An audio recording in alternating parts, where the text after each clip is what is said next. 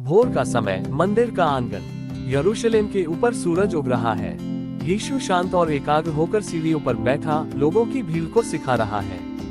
भोर को फिर यीशु मंदिर में आया और सब लोग उसके पास आए और वह बैठकर उन्हें उपदेश देने लगा। शास्त्री और फरीसी एक स्त्री को खींच लाते हैं। धूल उड़ती है, भीड़ चौंक जाती है।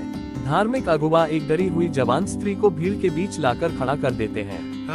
फरीसी ने कहा, गुरु, ये स्त्री व्यभिचार में पकड़ी गई है। मूसा की व्यवस्था में ऐसे लोगों को पत्थरवाह करने की आज्ञा दी गई है। अब तू क्या कहता है? यीशु जमीन पर लिखता है। यीशु नीचे झुक जाता है और धूल पर कुछ लिखने लगता है। अगुवे जोर डालते हैं, उसे फंसाने की कोशिश करते हैं। वे ये कहकर उसे परखना चाहते थे कि उसे दोषी ठहराने का कोई आधार मिल जाए। यीशु ने कहा, तुम में जो निष्पाप है वही पहले उस पर पत्थर डाले।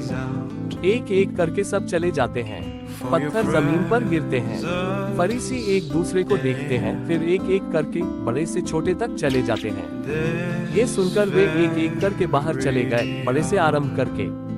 और यीशु अकेला रह गया और स्त्री उसके सामने खड़ी रही। यीशु स्त्री को उठाता है। यीशु उसके पास आता है। वह कांप रही है, आंसुओं से भरा चेहरा ऊपर उठाती है। यीशु ने कहा, हे स्त्री, वे कहाँ हैं? क्या किसी ने तुझे दोषी नहीं ठहराया? स्त्री ने कहा, नहीं प्रभु। यीशु ने कहा, मैं भी तुझे दोषी नहीं ठहराता। जा और फिर पाप मत करना। स्त्री का प्रस्थान। बादलों के बीच से सूरज की किरणें चमकती हैं। वह धीरे धीरे चलती है, आंखों में आशा की चमक लिए। पीछे यीशु खड़ा है, उसके चेहरे पर शांत अनुग्रह का प्रकाश फैला हुआ है।